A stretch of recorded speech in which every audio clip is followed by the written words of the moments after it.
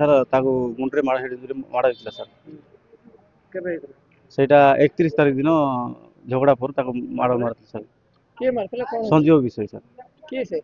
ସେଟା ଲୁଲାର ପିଲା ଆକା ସାର୍। ଆପଣ ଗଣ୍ଡଗୋଳ କଣ ଥିଲା କି ଜାଣିନି? ଗଣ୍ଡଗୋଳ ଆଗରୁ କିଛି ଥିଲା, ମୁଁ ସେଟା କହିପାରିବିନି ସାର୍। ତାପରେ ତାକୁ ସେ ମାରିଲା ଅବସ୍ଥାରେ ମୁଁ ଯାଇକି ଦେଖିଲି ସାର୍। ତା ସେଠୁ ମେଡ଼ିକାଲକୁ ନିଆହେଲା ସାର୍। କୋଉ ମେଡିକାଲ କାଣ୍ଡ? ଦଶମନ୍ତୁର ମେଡ଼ିକାଲ ଫାଷ୍ଟ ନିଆହେଲା ସାର୍। ତାପରେ ଦଶମନ୍ତୁର ବାଲା କହିଲେ କୋରାପୁଟକୁ ରେଫର କରିଦିଅ, ଯେହେତୁ ମୁଣ୍ଡରେ ମାଡ଼ ହେଇଛି। ତାପରେ କୋରାପୁଟକୁ ନେଇଆଇଲୁ ସାର୍।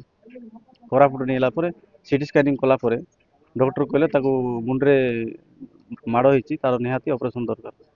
କୋଉଠି ନେଲେ? ତାପରେ ସାର୍ ରେଫର କଲେ ସାର୍।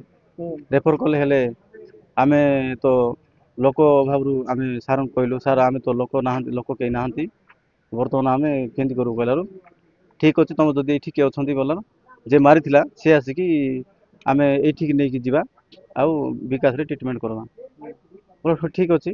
ତାପରେ ବିକାଶରେ ଆସିକି ଆଡ଼ମିସନ୍ କରାହେଲା ସାର୍। ସେ ଆମେ ଯେଉଁ କେସ୍ ଦେଇଥିଲୁ, କେସ୍ରେ ସେ ଗୋଟେ ଏଗ୍ରିମେଣ୍ଟ କଲା, ମୁଁ ପେସେଣ୍ଟର ଯାହା ଖର୍ଚ୍ଚ ହେବ ମୁଁ ବହନ କରିବି। ତାପରେ ସେ ବହନ କଲା ସାର୍। ବହନ କଲା ପରେ ଅଧା ପଇସା ଦେଇଛି ଆଉ ଅଧା ପଇସା ରହିଯାଇଛି ସାର୍ ମେଡ଼ିକାଲକୁ। ପଇସା ପୂରଣ କରିନାହିଁ। ପେସେଣ୍ଟ କାଲି ଡେଥ୍ ହେଇଗଲା ସାର୍।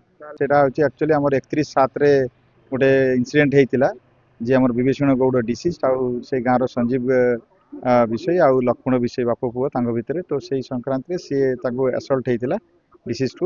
ସେ ଆସିକି ବିକାଶ ମେଡ଼ିକାଲରେ ଟ୍ରିଟମେଣ୍ଟ ହେଉଥିଲେ, ଆଉ ସେଇ ସମୟରେ ଡ୍ୟୁରିଂ ଟ୍ରିଟମେଣ୍ଟ ସମୟରେ ସେ ମରିଗଲା ପରେ ତାଙ୍କ ନାଁରେ ଆମେ ତାଙ୍କର ମାଆର ଡିସିଜ୍ର ମାଆର ନାଁ ଆଉ ରିପୋର୍ଟରେ ଆଧାର କରିକି ଆମେ ଗୋଟେ ମର୍ଡର କେସ୍ ରେଜିଷ୍ଟ୍ରି କରିଛୁ।